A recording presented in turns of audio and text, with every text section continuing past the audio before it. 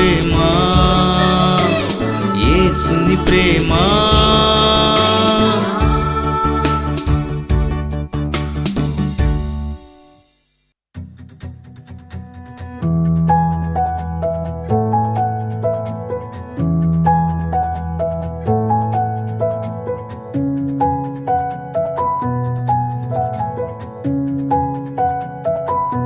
స్తుతి నైవేద్యం.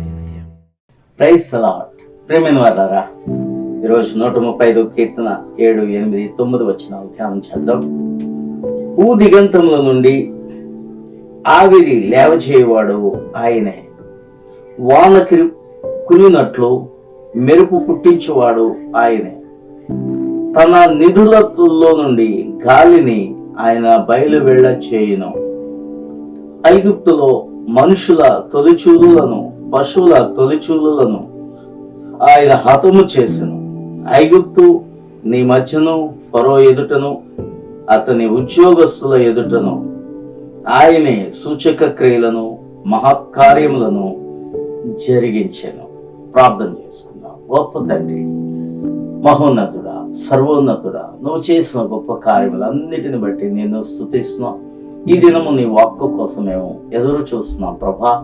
నీ జీవవాక్యం ద్వారా మా అందరితో మాట్లాడమని, ఈ వాక్యము మాకు అనేక విషయాలను తెలియచేయడానికి కృప దయచేయమని యేసు నామమున ప్రార్థన చేయుచున్నాం తండ్రి, ఆమేన్.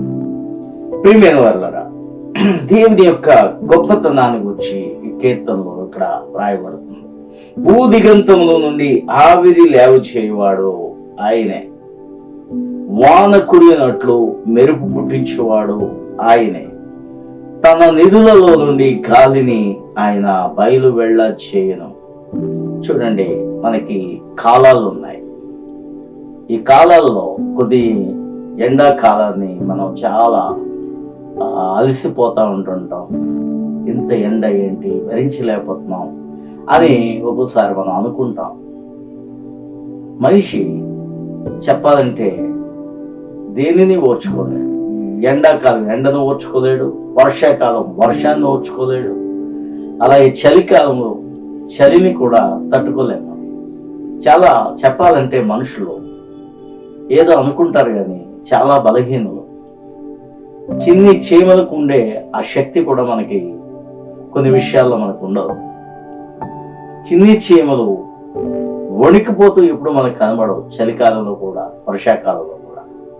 కానీ మనిషి మాత్రం ఆయా పరిస్థితులకు, ఈ యొక్క ఉష్ణోగ్రతలకు మనిషి చలించిపోతూ ఉంటుంటాడు. కాబట్టి ఎండాకాలం ఎందుకు అనుకునేవాళ్ళు కొంతమంది ఉంటారు. ఎండాకాలమే లేకపోతే వర్షాకాలం ఉండదు, వర్షాకాలమే లేకపోతే మన తినే ఆహారం ఉండదు. కాబట్టి ఏ పంట పండాలన్నా వర్షాలు కావాలి, నీళ్లు కావాలి. అందుకనే దేవుడు ఎండాకాలంలో 40-45 డిగ్రీల ఉష్ణోగ్రత వరకు కూడా ఈ భూమిని దేవుడు ఆవిరి లేపడానికి ఆయన తన జ్ఞానముతో కార్యాన్ని జరిగిస్తాడు. కాబట్టి ఈ ఆవిరి భూదిగంతముల నుండి ఆవిరి లేచి, ఈ ఆవిరి ఎండి పైకి వెళ్ళి మేఘములుగా కురుస్తుంది.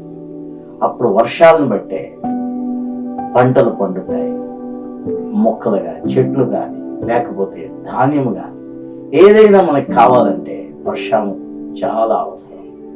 కాబట్టి మనుషులు ఎంత తట్టుకోగలరో అంత ఉష్ణోగ్రతను దేవుడు పంపిస్తాడు. కాబట్టి సమస్తమును ఆయన జ్ఞానము చేత ఆయన చేస్తాడు. తన నిధులలో నుండి గాలిని ఆయన బయలు వెళ్ళ చేయను అన్నాడు. మరి ఆయనకి ఎన్నో నిధులు ఉన్నాయి. ఇవన్నీ గాలి ఒక నిధుల్లో నుంచి వస్తుందట అండి. ఆయన చేసే ప్రతిదీ కూడా, ఇవన్నీ కూడా ప్రకృతి, ఈ ప్రకృతి అంతా కూడా ఒక నిధులలో ఉన్నట్లుగా దేవుడు దాచి వాటిని మానవ జాతి కోసమే వాటన్నిటినీ ఉపయోగిస్తూ ఉంటుంటాడు. మనకు ఉపయోగకరంగా వాటిని మారుస్తూ ఉంటుంటాడు. ఐగుప్తులో మనుషులు తొలిచూలులను, పశువుల తొలిచూలులను ఆయన హతము చేశారు. ఐగుప్తు నీ మధ్యను, ఫరో ఎదుటను, అతని ఉద్యోగస్తుల ఎదుటను ఆయనే సూచక క్రియలను మహత్కార్యములను జరిగించాడు. చూడండి, ఐగుప్తులో దేవుడు అద్భుతమైన కార్యాలు చేశాడు. ఆయన వాళ్ళ ప్రజల మధ్యలో చేశాడు. ఫరో ఎదుట, వాళ్ళ ఉద్యోగస్తుల ఎదుట గొప్ప కార్యాలు చేశాడు. ఐగుప్తులో ఉండే మనుషుల తొలిచూలు పిల్లలను, పశువుల తొలిచూలు పిల్లలను కూడా ఆయన ఏం చేశాడంటే హతము చేశాడు. ఎందుకు అంటే ఫరో గర్విష్ఠిగా ఉన్నాడు.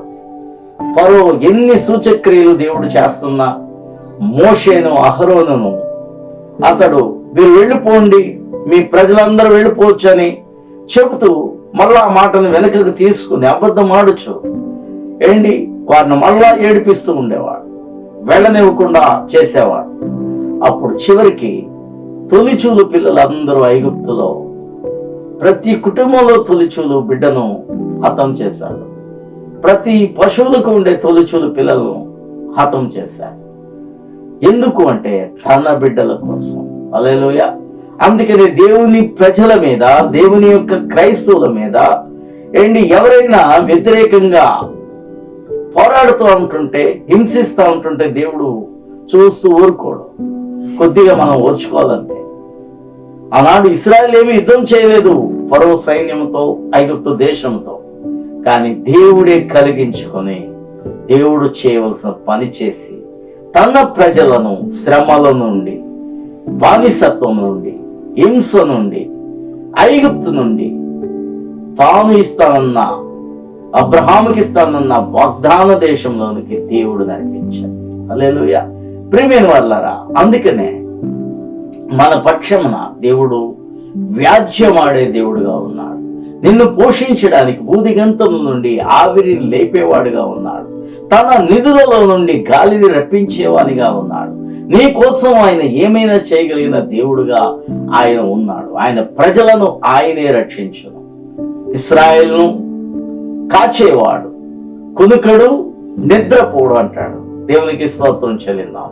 ప్రియమైన వారలారా, అందుకనే క్రైస్తవులమైన మనము దేవుని మీద ఆధారపడి దేవునికి మనం మొరలు వినిపించినప్పుడు, నేను కష్టంలో నుంచి, బాధల్లో నుంచి ఎవరైతే నేను హింసించాలని అనుకుంటున్నారో, ఎవరైతే నిన్ను సిగ్గుపాటు చేయాలని అనుకుంటున్నారో వారే సిగ్గుపడే విధంగా దేవుడు నీ పక్షమున కార్యములు చేస్తాడు.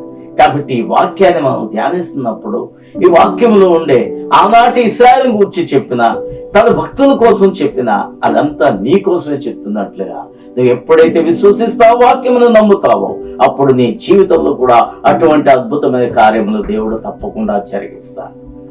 కాబట్టి ఏ శ్రమలు నిన్ను ఏమీ చేయవని ఈరోజు దేవుడు నిన్ను బలపరుస్తున్నాడు. ఏ శత్రువు నిన్నేమి ముట్టలేడని దేవుడు బలపరుస్తున్నాడు. ఈ మాటలు విన్న మీ అందరినీ ధైర్యపరచును కాక, అద్భుతమైన కార్యములు దేవుడు మీ పక్షంలో జరిగించును కాక.